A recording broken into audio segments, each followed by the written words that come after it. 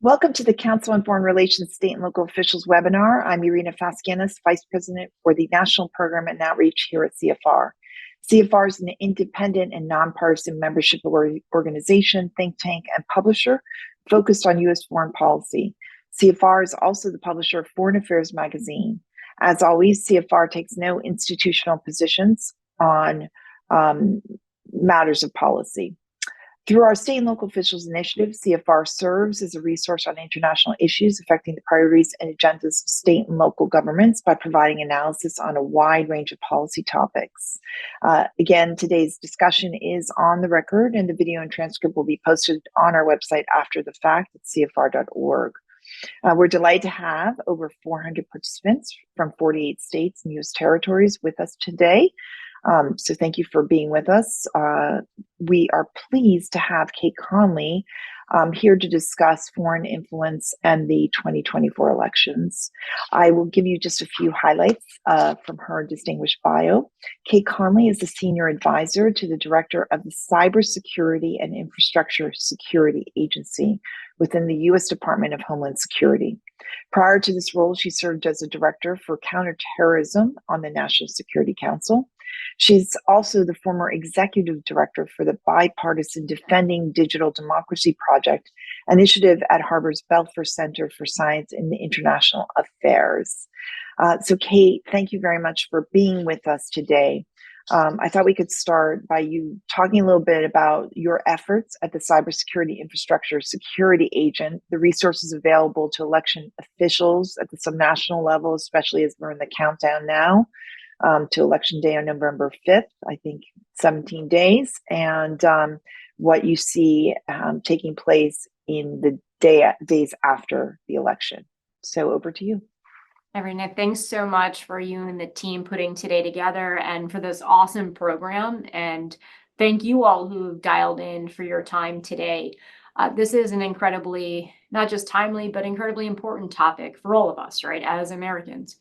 What we're talking about and what we often say here is, we are proud of our role as CISA, so the Cybersecurity Infrastructure Security Agency, very long name. So CISA plays a unique role in this space in that following Russian efforts in 2016 to attempt to interfere with the 2016 presidential election, it was a bit of a wake-up call for all Americans, right, in the cybersecurity vulnerabilities and the influence operation vulnerabilities of our process.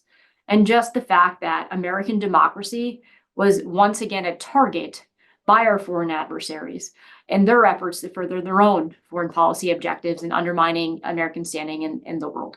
And so with that, after 2016, election infrastructure, so the systems that actually underpin a democratic process, were designated as critical infrastructure.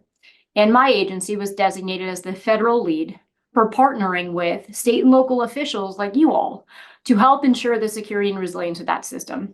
And it is with full acknowledgement, recognition, and tremendous respect that elections are administered at the states, right? Like the Constitution makes this very clear who has that ball in terms of, the principal actor in this space.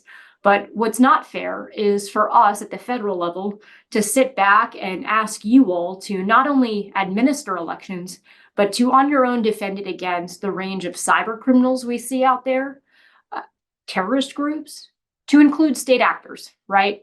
And so I think that's where looking at what we see in the 2024 election cycle, we can say that we are absolutely facing the most complex threat landscape yet for an election. And what I mean by that is the range of physical, cyber, and operational risks that we have to defend this process against is greater than what we've seen in prior cycles. But there is a hugely good news story here. And this is where, as I go through the arc of this journey together, at the end, what I hope everyone feels is not just tremendous pride in this process, but confidence in this process, that the outcome, regardless of who wins, will reflect the will of the American people. And so with that, I will say since the designation of critical infrastructure in 2017, we have seen waves of investment, thanks to many of you on this call, right? Waves of investment in the cybersecurity and physical security of our election offices and our election infrastructure. And it's for those reasons and additional federal government support and investment that, again, we just have tremendous confidence in the integrity and security of this system and ensuring that at the end of the day, every vote is going to be counted as cast. Now, we don't take that for granted. What we've seen this cycle in terms of the threat landscape. On the cyber side, we've seen ransomware target state and local government offices, as well as other critical infrastructure sectors, to include election infrastructure being impacted by some of this too. Not necessarily because they're targeting elections or trying to interfere in elections, but because election offices are offices too. And these are just targets of opportunity for these malicious actors who are just looking to find a victim to extort. We've also seen things like distributed denial of service attacks against websites. Those are things we've seen in foreign elections against election offices. And what's important to note here is while that can be disruptive, it can make it harder for a voter to know where their polling location is, or it may delay the ability of the unofficial election night results to come out. A DDoS attack still has no actual bearing on the security or integrity of the actual vote casting or counting process. So we still see things like ransomware and DDoS that are valid cyber threats, but not the security or integrity of the process. More about the disruptive effect they could have. Then we get to the physical side. And I think this has been probably one of the most challenging parts, especially for this year. And this is where we've seen, largely based on unfounded claims that the 2020 election did not reflect the will of the people, election officials have become targets of threats and harassment. And so we've seen a surge in requirements to help increase the overall physical security of these locations. And so it's no longer just about securing the systems, right, and ensuring proper chain of custody there, but now we're talking about how do you keep people safe? And so with that, we've seen things like swatting of election officials. So where people are calling in false claims of a violent incident in order to deliberately have these emergency response teams deployed, trying to prompt some type of interaction with law enforcement and the victim, putting both at risk. We've also seen things like fentanyl-laced letters being sent to election offices, or even just suspicious white powders deliberately contained in letters to election offices to intimidate workers and to disrupt the process. And so we see these types of continued things, again, looking to intimidate, to threaten, in some cases to harm people, and also disrupt the democratic process itself. And then we get into the operational risks. And so we just saw over the past couple of weeks, Mother Nature and natural disasters are still very real considerations. And I have to tell you, it is inspiring to see the resilience that states impacted by both Hurricanes Helene and Milton have demonstrated, and being able to unify, unite, implement backup plans and contingency operations to conduct elections, to still hold democracy, right, despite the devastation they may be faced. There was an incredibly powerful press conference yesterday by the Buncombe County, North Carolina elections director, and the North Carolina executive director of their state board of elections, talking about despite Hurricane Helene and the devastation it brought to that county, weeks later, they're up and running, administering early voting so that North Carolina citizens can still have their voices heard. And if that doesn't inspire you in terms of like the resilience of American society and the importance of democracy, right? Like it just really is an incredible tale. So on top of all of that, we then get to the threat posed by our foreign adversaries and the foreign influence operations that they are conducting, which share a very common objective. They want to undermine the American public's confidence in our democracy and sow partisan discord. Whether it's Russia, Iran, or China, they share the same objective, regardless of the tactics they use in these influence operations. And so we have seen in this cycle a greater degree, significantly so, of these foreign influence operations than in prior cycles, and in some ways the most sophisticated yet because of the tools that are being leveraged. And so I know I was just talking for a lot and laying that macro, so I'll pause and happy to deep dive any of that. But I will say that we are seeing a spectrum of tactics used, especially by Russia and Iran, to again target different elements of the population as well as all American voters with these narratives that are deliberately intended to stoke partisan discord and to undermine people's confidence in our democratic process. Thank you, Cait, very much for that. So we're going to go to all of you now for questions and to share what's working in your communities. As a reminder, we are on the record. Please click the raise hand icon on your screen to indicate you would like to ask a question, accept the unmute prompt, and state your name and affiliation. You can also submit a question via the Q&A feature in your Zoom window, and I will read them out. If you can, please write who you are. We'll be looking it up, trying to look it up too, but it would be easier if you would include it with your question. So let's begin. We have the first question from John Jazuski. Can you hear me now? We can. Okay, great. My question is really simple. Who offers the greatest threat, the foreign actors or domestic actors?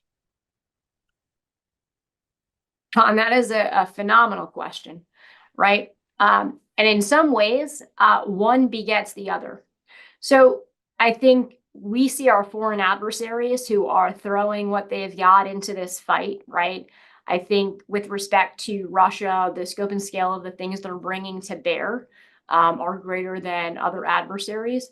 But I think what we are seeing happen is they are latching on to narratives that are even originating domestically, right? Like when folks are saying inaccurate information about things like our voting process, that's fueling these foreign adversary narratives.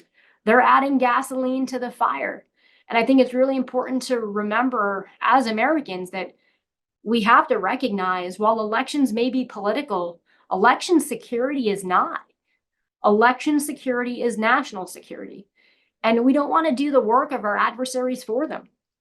And it's these types of narratives that are undermining confidence in our democratic process that disregard and completely undermine the actual facts about the extensive layers of safeguards that are in place to ensure the security and integrity of our system, because their objectives are to make sure that Americans lose confidence in our democracy and undermine democracy itself.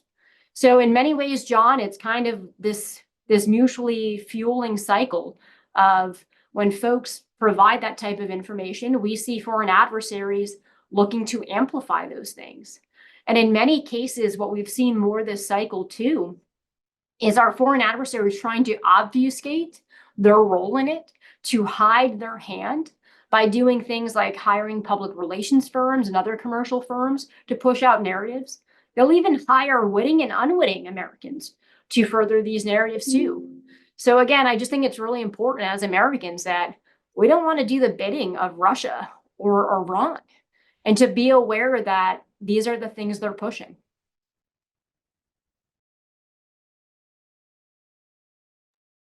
Marina, I think you might be muted still. I am. Thank you. I'm going to take the next question from Justin Belinsky, who is a supervisor in Milwaukee County, Wisconsin. Can you provide any examples of these foreign influence campaigns breaking through into mainstream elections reporting this cycle? Thanks, Justin. Yeah, so I think there's a few examples, and actually this afternoon, I am hoping you will see a press release and accompanying a few-page document from CISA and the FBI, where we provide some actual examples of these types of things we've seen manifest this cycle. Some of the things we've seen them do involve creating these websites that mimic authentic media outlets and then replicate them. So for example, we've seen this done with the Washington Post, with Fox News, with Reuters, where they'll create a fake website that manipulates the real website address slightly. And then they'll actually put in fake articles with real authors that are filled with their information narratives, their information operation narratives.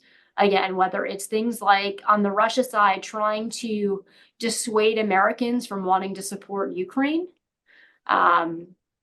or stoking like policy issues that again fuel partisan discord. We see them trying to get these messages out by then taking those fake website links and actually sending them to people as shortened URLs where you couldn't tell the difference. You just get this message in some type of social media account or via email. You click it, you go to a web page that you think is the real whatever, right? The real Washington Post, the real Fox News. And it turns out it's not. And so we've seen tactics like that where they've taken on a range of issues. And I think what's also really important to remember is nothing is off the table for these folks. Once they see a narrative that they think can get traction here domestically, they are incredibly flexible to latch on to that narrative and to use that to their advantage.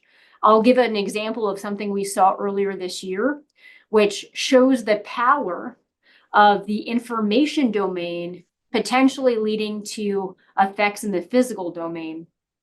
In July, the Office of the Director of National Intelligence put out a statement that highlighted how the intelligence community had observed Iran actually using influence operations to foment and stoke protests here in the United States around the Israel-Gaza conflict. And so that's where some of the tactics and angles we've seen haven't just been about like election security itself. It's also been about policy issues relevant to the election cycle. But the PSA we put out today is going to have actual examples of some of the websites that they've done, as well as lists of websites that they've created as one of these example tactics. That's great. We can circulate it as well to this group. Is it going to be and how is it going to the general public as well, or who are you disseminating it to, Cait? Yep. So we'll be pushing out to the media outlets as well. And then we've got a separate media call scheduled for Monday with some of our federal partners and colleagues to talk more about this and other things. But we've actually done a 4-part public service announcement series this cycle between CISA and the FBI. This is the 4th and final one. The first 3 were about examples of narratives that we have seen Iran or someone else use in prior cycles that they may use again this year. So for example, I spoke earlier about distributed denial of service. Our first PSA was about DDoS attacks, where we were saying, look, they're probably going to happen on election day. It's probably going to happen, but that's okay. It'll be disruptive and inconvenient, but in no way will actually impact vote casting or counting. But your election or your foreign adversaries are probably going to try to make you believe otherwise. And so to be aware that that's a narrative they could spin. It's the same thing with ransomware. That was our second public service announcement. A ransomware attack may hit a county on election day, and it's going to be real inconvenient because they might not have email, and it might be harder to actually get on the phone or get on your computer to get your phone tree to call all your poll workers, or there's going to be a lot of inconveniences that come from that. But the actual integrity of the voter registration database, the actual integrity of the voting systems and the vote tabulation systems are not going to be impacted to that because those are isolated out. And so it's just important to understand that when these things happen, we might see adversaries trying to spin it and to not fall for it, but it could be coming. We've already seen them do this quite a bit with voter registration data, and cyber criminals do this too. As many of you know, voter registration data most of it's publicly available or commercially available, right? And so what they'll often do too is they'll take publicly available voter registration information and use it as evidence that they hacked something. And it's false. It's just stuff that they were able to access. They're trying to make it look like something it is not. And so those are things that we just need to be aware of. So those are the first 3 PSAs. And then this will be the 4th where we kind of stitch it all together. But would definitely recommend checking out our Protect 2024 website. And I'll drop the link in because this is where we have all this stuff live. I think it's just really good general information, not just for frontline defenders like you all, like the state and local officials who are actually out there on the front lines trying to defend systems and be the first responders.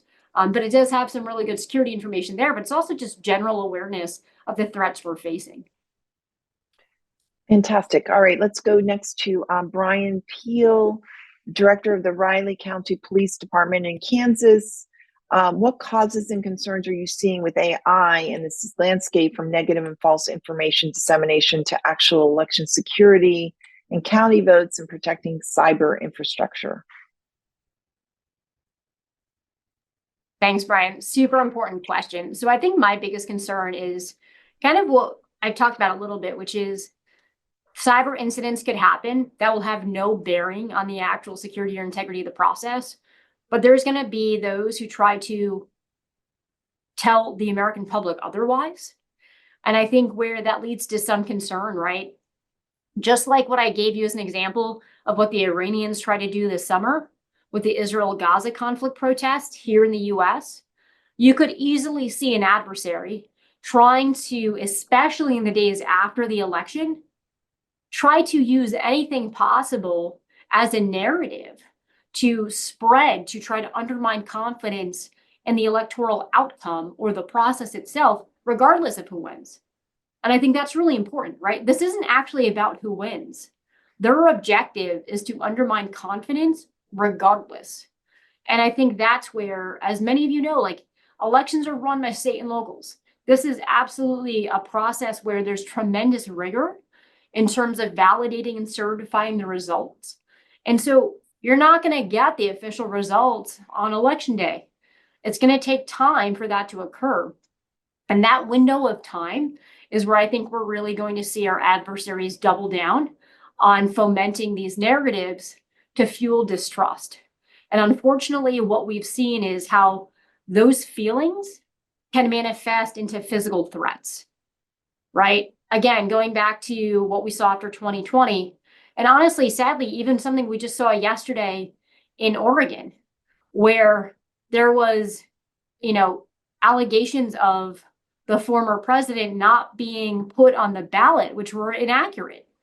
That led to threats of violence against election officials in Oregon. And so again, it shows the power of the information domain, like cutting over into real threats. And that's what I fear, because people aren't going to know if the persona that's telling them that lie is actually in their same state or the neighboring state or in St. Petersburg, Russia, right? They're just not going to know.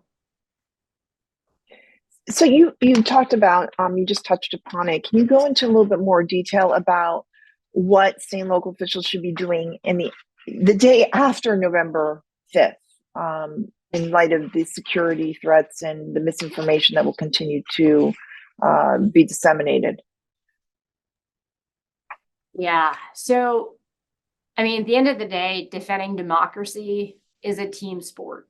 And I think, kind of going back to something I said earlier, I think what a lot of us have learned is, election security is not political. It's national security. It's not a partisan issue. It's an American issue, because it's not about the outcome. It's about protecting the process itself. And so I think, as we look at just even what we expect our foreign adversaries to be doing, the days after the election day very well could be the highest threat period we see, as it takes time for the final and official counts to occur, as it takes time for the state's chief election official to certify the results. And so I think working with your state and local election officials now to think about security, not just for election day, but now thinking about beyond election day, could be a really helpful conversation. And just asking them what help they may need. And recognizing that we've asked a lot of these folks, right? Like, we have put a lot on election administrators. We've asked them to not just know how to administer the democratic process, but to now become physical security experts and cybersecurity experts and foreign influence operations experts, right? Like there's a lot that they're dealing with. And I think they would appreciate help. And I think we all need to try to figure out how can we help them take this on, this no-fail mission that is really all of ours. And so I would ask, just thinking through, how could you help your election official, and maybe think through with them some of the security concerns for potentially post-election day. I will tell you, on the national level, there are some specific dates in the electoral process that are written into the Constitution in terms of when they must occur. And so one, for example, that has come to mind in a lot of discussions we've had with election officials is December 17th, because that's the day where in every state across the country, the electors, so that state's electoral college representatives, must come together, whether it's in their state capital or whatever location, to cast their official votes. And that is what is transmitted to Congress. And so that day, and potentially trying to disrupt that process, maybe not even through violent means, but through nonviolent means, could be something that folks may just want to talk through and maybe plan for.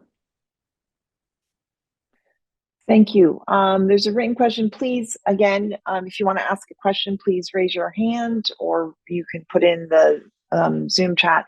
From Karen Lotz, who's with the Chippewa County Board of Supervisors in Wisconsin. What action in the U.S. would prompt not being able to have an election? I mean, I would say that what we've seen for 250 plus years, or nearly 250 years, I should say, is we've had a lot of disruptions to the elections process, right? We've had, again, just 2 hurricanes came through and impacted states and caused some significant devastation.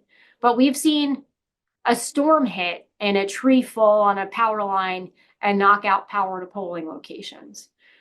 We just went through the pandemic in 2020. We've seen a lot of things disrupt actual election administration. But here is where the testament of American resilience is the inspiring story, and the good guy wins in the end. Like, American democracy has overcome all so far, and we are absolutely confident it will continue to this year. But it's because everyone who plays a part in that. So I would take this back to, I don't think anything's going to stop American democracy. We've already seen tremendous efforts by state and local officials in North Carolina and Florida and Georgia overcome some pretty extreme devastation.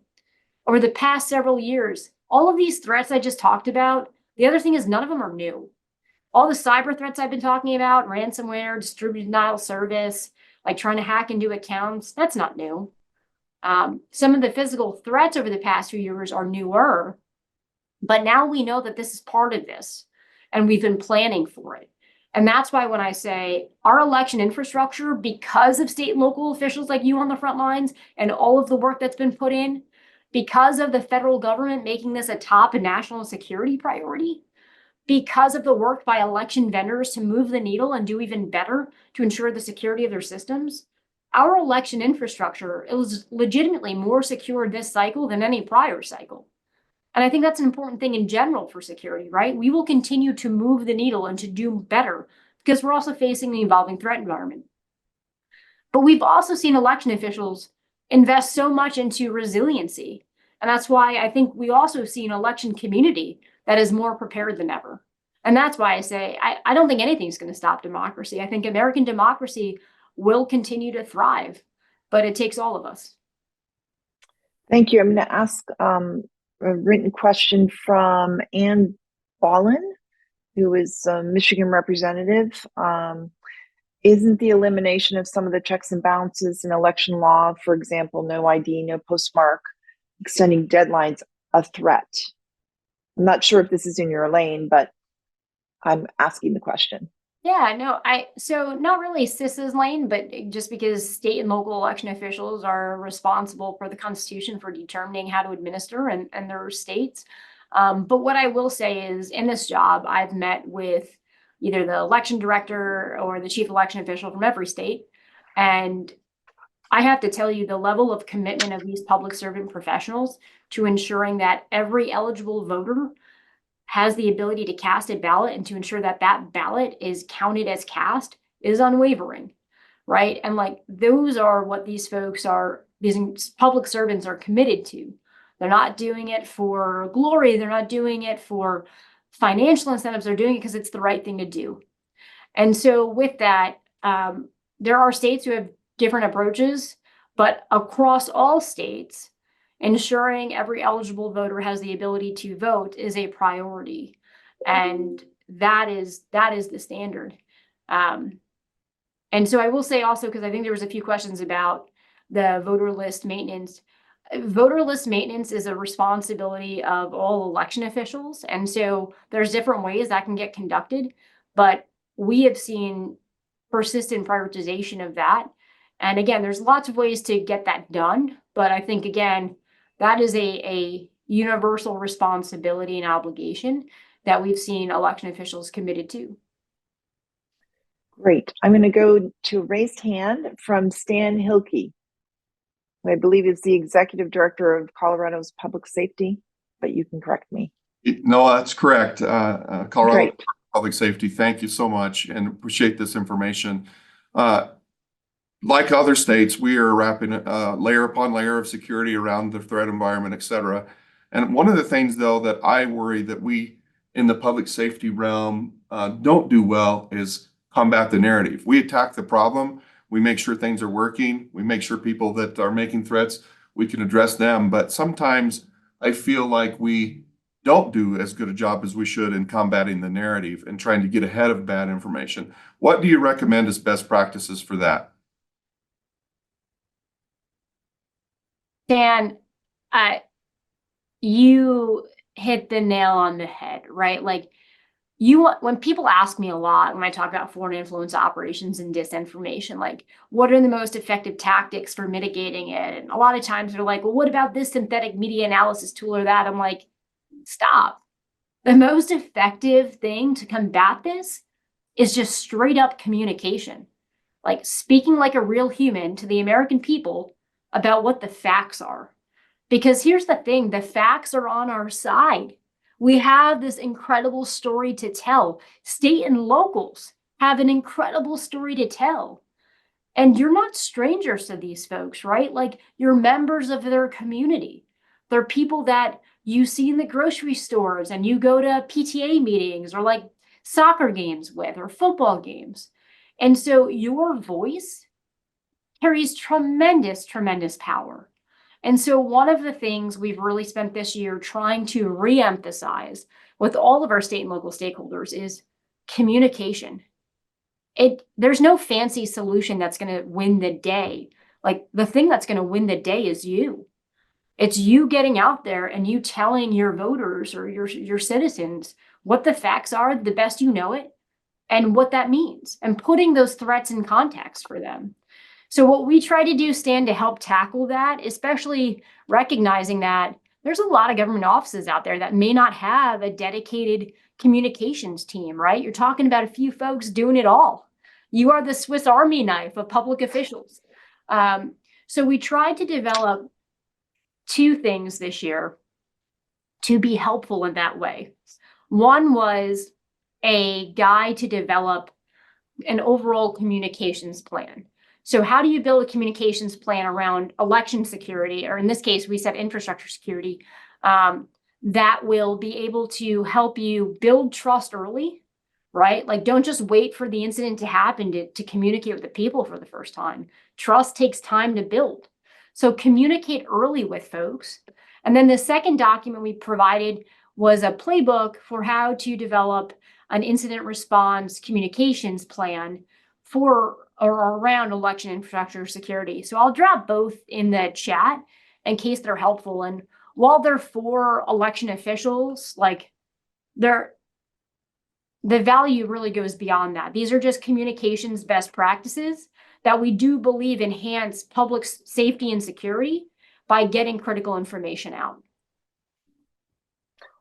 Great, thank you. I'm going to go next, raised hand from Council Member Jeff Proptit, the Nashville-Davidson Metropolitan Government in Tennessee. Yes, hey, good morning and good afternoon, everybody. Thank you for allowing me to ask questions. So there have been a number of questions within the chat around voter registration and the perceived threat of ineligible voters registering to vote. And one of the things that we have seen here in Tennessee are consistent acts by local election administrators that are essentially violative of the National Voter Registration Act. And so my question is, and sort of what we're seeing is, but for local law firms and other nonprofit agencies that are within the election protection space, but for their actions, we wouldn't have had remedial measures to ensure that every individual who was eligible to register to vote was registered to vote. So my question is, are there any programs or is there anything that is being done in conjunction with the DOJ to ensure that local election administrators are adhering to the requirements under the NVRA?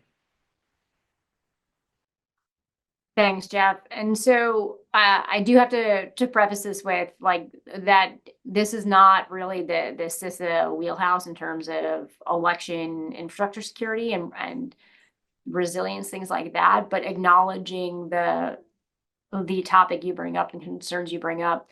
I don't want to speak for DOJ, and so I would recommend they're the best place to reach out. But I do know they are committed to enforcing all federal laws, to include the provisions of the NVRA.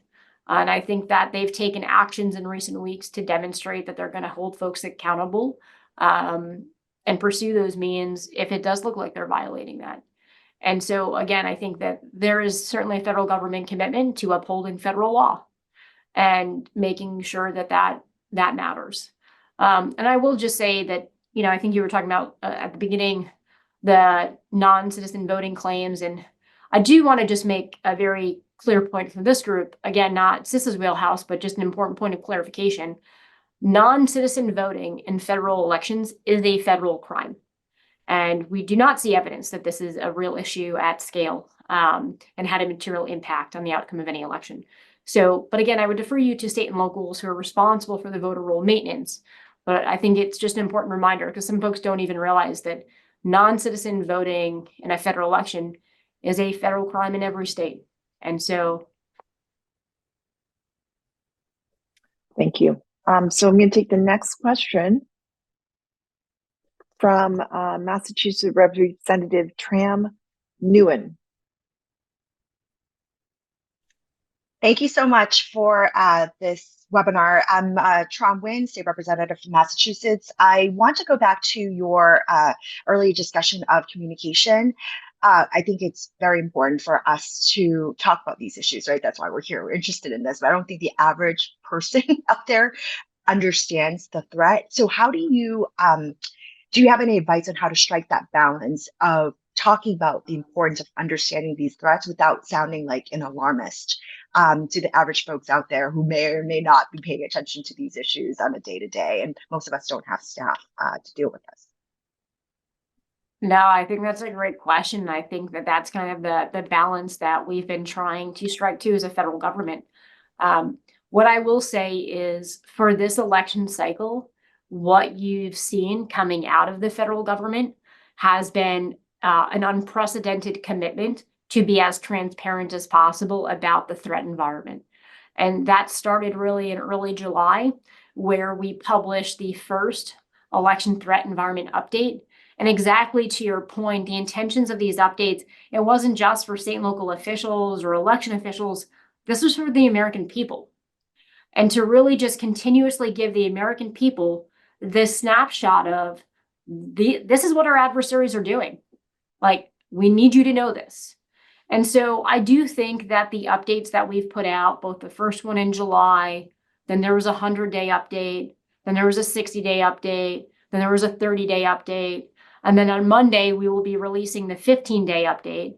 And so I don't know if the team I can drop the links into for those, but they're ODNI press releases that have these, and they're one-pagers that are just meant to be something that folks can read, and you don't have to be steeped in foreign policy or national security or domestic security to be able to understand what they're trying to do. And I will say that that was also the intention of the public service campaigns that CISA and the FBI have done this year. It's still not perfect. I can't help it. Like at the end of the day, it's still a little bit of Fed speak, right? Despite our best efforts to not. But I think this last one we're doing is the first time we're using actual examples of some of these influence operations. And I have to tell you what I think is one of the most powerful ones is we have an image of the fake Washington Post website right next to the fake Fox News website. And the point of this is they're not going after some Americans, they're going after all Americans in unique ways. Great. And yes, we will be circulating after this all the links that and the things you've mentioned, Cait. So we will circulate it to everybody on the call and even those who didn't make it onto the call. So we want you to have that information. I'm going to go back to John Jazuski from Mason City, Iowa. Thank you, Irina. I have just a simple question. Is there something that the average voter can, some easy way to figure out what is a fake news website, what is a real new website? Is there some sort of test that they can do that's easy to do and simple to figure out that this is actually a bogus news story I'm reading or is not? John, another great question. So I would say the first thing is don't click on things that seem suspicious to you, right? Like if you get a link in a text message that just doesn't seem like it's really who they purport to be, or it's like the fake kind of short URL, often those things are intended to take you to a fake site, and you won't really realize it unless you check the site once you get there. But that is one of the things. So what you'll see when we publish all the websites too is none of them are the actual real website. You know, instead of like foxnews.com, it's like foxnews.tm. So there are little things that you can look for to just kind of make sure it's the actual authentic thing. But I will tell you, it is getting harder and harder to do that with just kind of like the naked eye, because they're using more sophisticated tools, right? Like generative AI to make images more compelling and writing articles that sound like real articles that a real American wrote, you know, not like a 23-year-old Russian army specialist. And so I think what we've been telling folks is when it comes to elections this year, you're going to be getting information from everywhere. There's going to be a ton of noise. What you need to do is realize that your state and local election official is that signal through the noise. If you have a question about election administration in your jurisdiction or your state, go to your state or local election official. Go to their webpage, many of which are on the .gov. So as CISA, we manage that top level domain. So if it's like Orange County, New York.gov, I make that up, that's where I'm from. But like that .gov CISA manages. And so that's, again, one way to make sure that your state or local government is actually like visitors on that webpage know you're real and you're actually a government entity and not someone, pretending to be. So there's steps like that we can take. And that's the same thing with getting state and local governments on .gov emails too, right? So just people have more confidence that they know you are the authentic sender and not someone impersonating you. Okay. And you wrote an article in Foreign Affairs in January about the disruptive potential of generative AI in elections. We can share that as well. I don't know if there's anything more from that piece that you've co-authored, I think, with Jen Esterly and Scott Schwab about how it will play out in this election. I do appreciate that. I feel like my generative AI and election journey this year has started and is coming to an end with CFR in terms of kind of the cycle. So that was our first publication on this issue. And I think we got it right in terms of where we said we don't think generative AI is going to fundamentally introduce new risks, but it's going to make some of these tactics they'd already been using even worse, right? Like even more compelling. And that's really what we're seeing. We're seeing things like them, again, creating fake websites where before they could do that, and they did do that, but now they can do it faster and it's more compelling. I think the other part of this that we're seeing manifest, and at the state and local level, something where, again, I think you're going to be the tip of the spear on, are things like robocalls, using voices that are impersonating someone, or robo-text, which don't use Gen AI, but again, just things that to be prepared for that you may see this cycle. So I think we're going to see generative AI in future years be used more and more.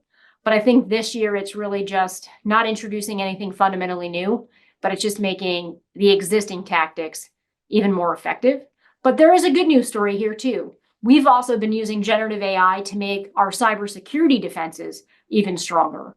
So it's a technology where we will take as much as we can to be even stronger with it too. Thank you. Next question from Brian Peel. Are you seeing foreign attacks on state and local levels as well? I mean, how much are you monitoring the subnational and what are your efforts on that front?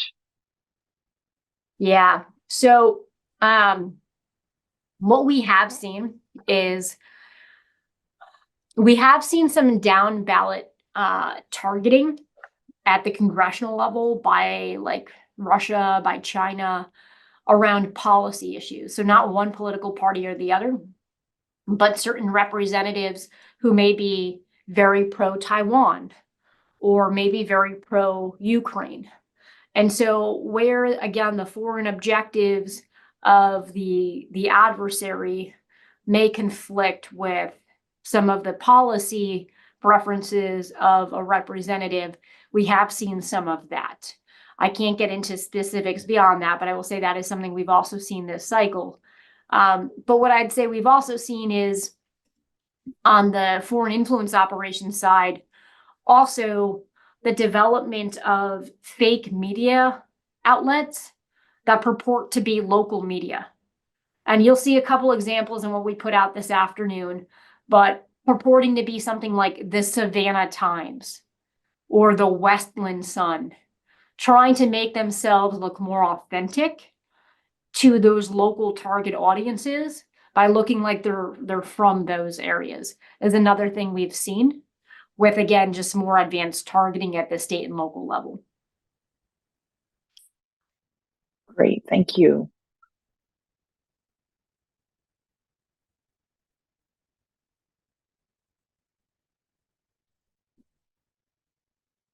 Okay, so just looking for the last another question I wanted to ask you is looking back at 2020, what are some of the lessons you learned from 2020 and 2016 that you are carrying out, that you're looking at for in 2024? Yeah, so I think, we've made, as I said at the beginning, a lot of progress working with state and local officials across the country and, from coast to coast to continue to move the needle on election security, on critical infrastructure security, building on all of these years of progress. And so I think entering the 24 cycle, we're seeing a lot of the same threat vectors we saw in 2020 plus. And so we have to keep moving that needle, right? Like security is the race without a finish line because you are always facing an evolving threat environment. But I think a lot of it is what we kind of talked about already, where we continue to see those routine cyber threats that were a thing in 2022, DDoS, ransomware, hack and leaks. On the physical side, that's probably the newest been and something that's unique to just the past few years. Again, largely fueled by unfounded claims around 2020. And so when you get into 2024 and the influence operations domain and what we're seeing, especially from the foreign adversaries, I think it is more than what we've seen in prior cycles. It's the tactics we've seen in prior cycles plus, and I think there's still more that we're expecting to see, if we're being honest. I think in 2020, Iran didn't really start their attacks against election infrastructure and election security until really the post-election period or in the lead up. So I think we're kind of on that cusp of when we're expecting some additional incoming and campaigns. So if you remember in 2020, Iran took voter registration information to get contact info and then sent emails claiming to be from the Proud Boys to try to intimidate certain voters to not turn out. They were behind that. Like those kinds of tactics we haven't seen yet, but are highly possible. And I think that that's just something to be careful of. The other thing we saw them do in 2020 was the Enemies of the People website, where again, after Election Day, capitalizing on claims of election fraud and things like that, they created a website called Enemies of the People, where they put on blast election officials around the country, put their names, their faces, their home addresses. So it's those kinds of very deliberate attacks against public servants that I think we're also very cautious of too. And to Carolyn Brulon, yes, we are going to make this available as a link or links so you can share it with your counsel and clerk. So I'm going to ask, there's a written question from West Virginia Secretary of State Mac Warner, and I'm going to just make it a little shorter.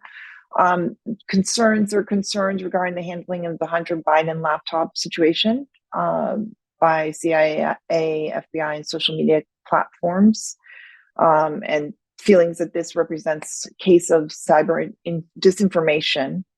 How are you, or how is CISA addressing these concerns and trying to prevent them in the future?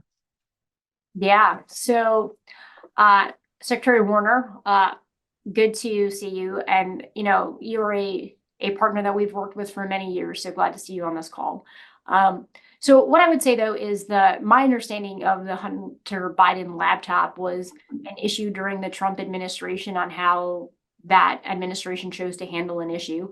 I'm not an expert in it. But what I would say is focusing on the 2024 cycle and my agency's commitment to that, which again, like CISA wasn't involved in however that administration handled that issue. This cycle, I will tell you, we are laser focused on helping ensure the security and integrity of the American democratic process from our foreign adversaries.